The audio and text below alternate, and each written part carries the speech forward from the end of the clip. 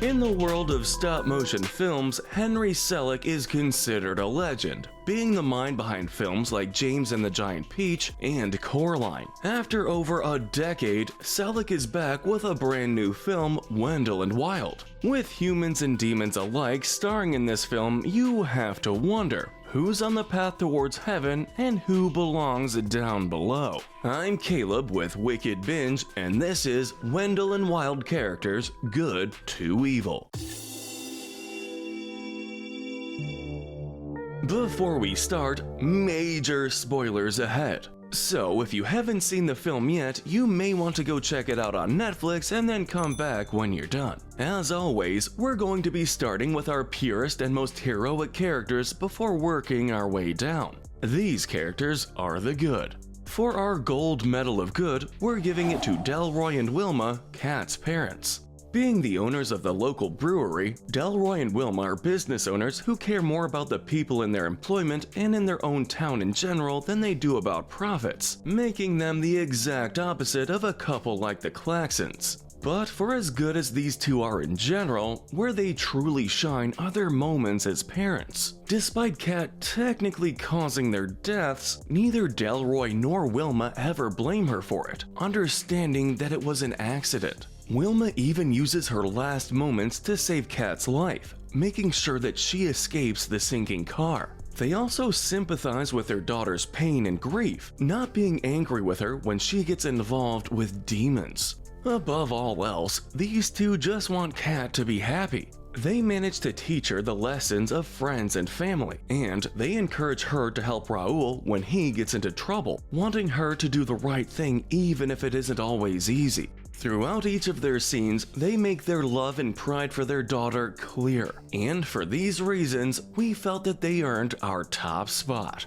The silver medal of good goes to Raul. Although a bit clumsy and awkward at times, Raul is a good kid. He's the local artist taking to the roofs of the town's many abandoned homes to create something beautiful. This also ends up being the catalyst for Buffalo Belzer's change of heart, although this was just a coincidence, so we can't give him too many points for it. Still, for as much as Kat is sometimes mean or unfriendly towards him, Raul still always does what he can to help her, showing both great determination as well as loyalty. This ranges from giving her advice and helping her out, to even going so far as to raise Kat's parents from the dead when he learns that the Demon Brothers aren't going to keep their promise. He also tries to protect her parents when Father Bess and the Demon Brothers kidnap them. Really, Raul is right up there with Kat's parents in terms of having a good heart and plenty of good qualities. For our bronze medal of good, we're giving it to Sister Helly. As one of the nuns at RBC, she's eager to teach her students. Once she learns of Kat's status as a Hell Maiden, however, she immediately becomes protective of Kat, encouraging her to keep her mark a secret. Being a Hell Maiden herself with her own dark past, Helly sympathizes with Kat and is willing to do whatever it takes to help her. This included stealing Beelzebub, which made it harder for Manberg to find new Hell Maidens, as well as putting her own life at risk in order to save Kat from her oath to the Demon Brothers. She also showed Kat how to accept her past and her mistakes, allowing Kat to finally start healing and find the strength she needed to save the day. So really, her status as a teacher extends far beyond the classroom, and it's this plus her overall heroic and selfless nature that earn her such a high spot. Next up, we have Miss Hunter. She's a relatively minor character, only having one scene, but we still felt she deserved a mention. It's implied that she's Kat's social worker, and while many of the other people Kat had to deal with were mean and only took her in for the sake of making money, Miss Hunter is understanding, caring, and went out of her way to look out for Kat even when no one else seemed to care. We see her check up on Kat when Kat has a brief panic attack, and before she leaves, she gives Kat her dad's old boombox. Though she wasn't in the film for very long, we feel she makes a strong impact on both Kat and the audience. Following her is another fairly minor character, that being Mariana, Raul's mother. Mariana is part of the city council, doing all she can alongside her fellow council members to stop Claxcorp from moving in despite how tiring it is for her. For several years, Mariana kept investigating the mysterious brewery fire, wanting to find some way to prove that the Klaxons started it and wanted to seek justice for those who lost their lives due to it. Although she does briefly give up when she and her fellow council members are outvoted, Oh, so that's it? We're done? Mariana is able to finally reach her goal thanks to a bit of help from her son. And speaking of Raul, we should mention that Mariana is a pretty great mother too, being supportive of both his gender identity as well as his artistic passions. Finishing off the good, we're going to be ranking Saban, Sloane, and Sweetie. They're a trio of girls who Kat refers to as the poodles, with Saban being their leader and the one who gets the most development. When she and the other poodles meet Kat, they're a mix of friendly and welcoming, but also a bit cheeky and condescending. Although she's not trying to be malicious, Saban struggles with actually listening, doing things like lightly teasing Kat when she tells her not to touch her dad's old boombox, or repeatedly calling her KK even after being asked not to. Saban also misgenders Raul, though she quickly apologizes. I keep forgetting. At first, it may be easy to see Saban and the other poodles as a bit judgy, with it even being speculated that all they want is for Kat to be like them. Still, there's more to Saban than meets the eye. She and the others love and care about Father Best, crying when he dies and then cheering when it seems like he's alive again. Later on in the film, after Saban actually listens to Kat's claims about private prisons, she starts to realize her parents are awful and confronts them. When that doesn't work, she goes to help the others, stopping her parents and their plot to destroy Rustbank. While she does have some things that she could improve on, Saban is a nice enough girl who manages to be more than just the prep student stereotype. Next up, we have the characters that land right in the middle. Welcome to the gray area. Starting this section off is the film's main star, Kat Elliott. Kat is a 13-year-old Hellmaiden who is described as a bit of a rebellious troublemaker, although this is mostly due to her self-hatred. She isn't very friendly at first, being easily angered as well as a bit self-centered and selfish. When presented with an opportunity to get her parents back, Kat doesn't really hesitate when it comes to stealing the Beelzebub. She also never really apologizes to Raul for some of her harsher moments. However, sometimes actions can speak louder than words. When she and Raul get caught by Sister Helly, she doesn't let Raul take all the blame. We also see that, deep down, although she's hurt some people in her past, like the kids who were mean to her, she regrets it and wants to do better instead of letting her past control her. In the end, she's willing to give up her parents in order to protect and save Rustbank, using her newfound future-seeing powers for good. Although her more negative traits were what pushed her down into our middle tier, it's safe to say that there's still a lot of good to this not-so-bad girl. Next up, we have Manberg.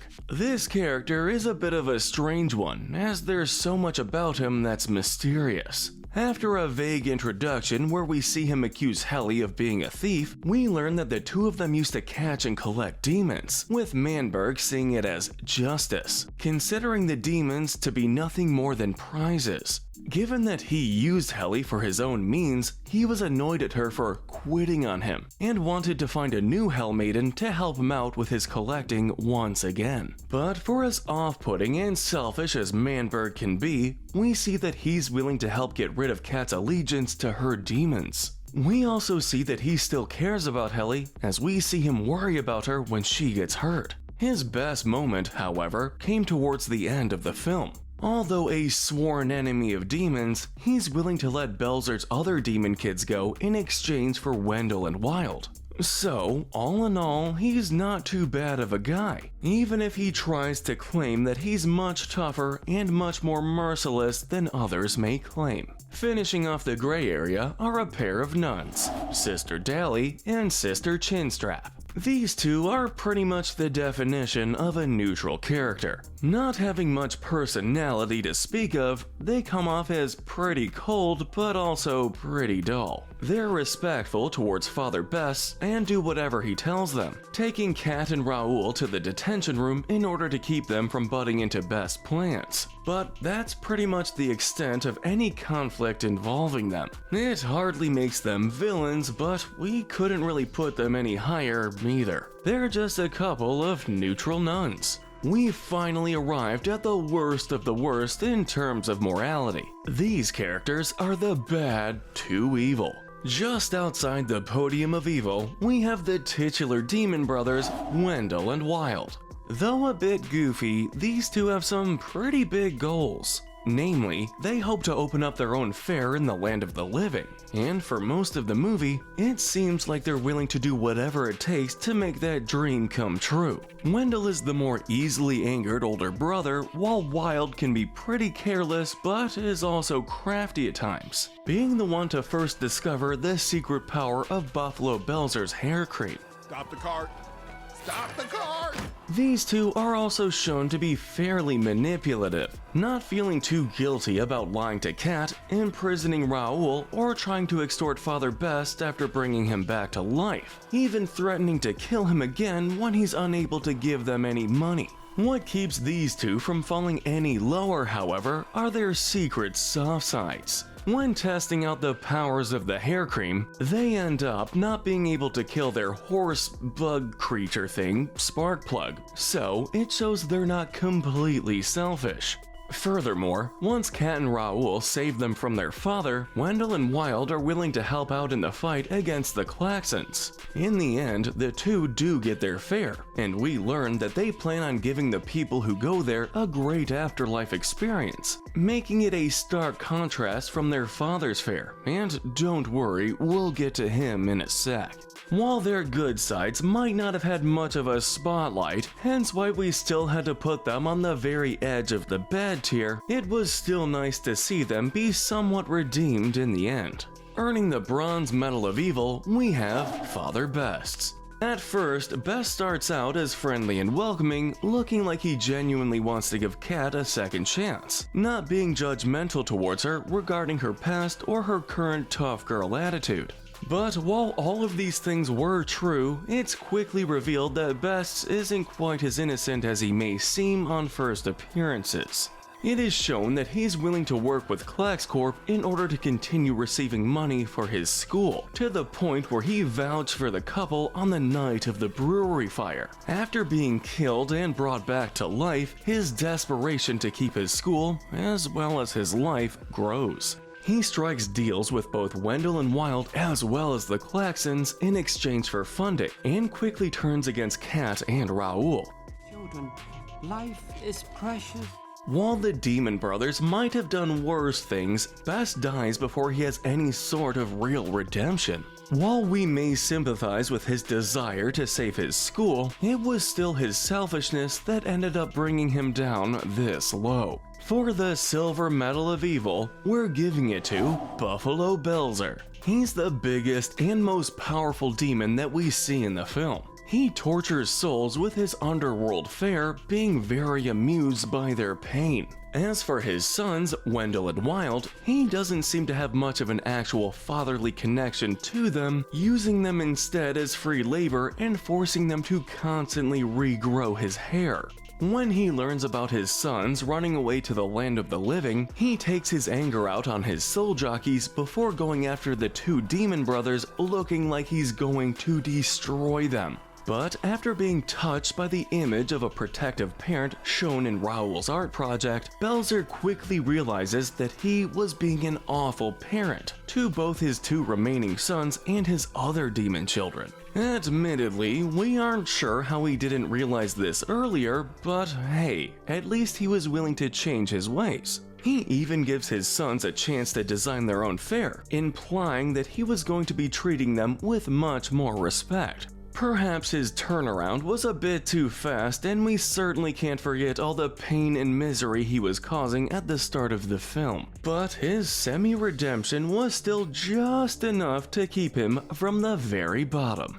Finally, our gold medal of evil goes to Lane and Irmgard Klaxon, the head of Klaxcorp. The only thing these two care about is cash, and it's safe to say that they'll commit any crime or sin they need to for the sake of profits. Their primary goal is to open up a private prison in Rossbank, where they'll happily profit off prisoners and soon-to-be prisoners, i.e. kids who are in the same situation as Kat, alike not actually caring about giving any of them a legitimate second chance at life. But really, that's the least of their crimes when we also add in murder and arson, as well as agreeing to raise the dead for the sake of their own gains and all the double crossing they do. Irmgard is even willing to crush innocent people, including her own daughter with bulldozers, when her and her husband's plans are threatened. Unlike the other characters in this tier, there is no good side or soft side to these two, which is why they easily earn the title of most evil. But let us know in the comments section if you agree with our ranking, and tell us what we should cover next. Remember to hit that notification bell and binge our Good to Evil playlist, where we break down the morality of the characters in your favorite cartoons, shows, and movies. But most importantly, stay wicked.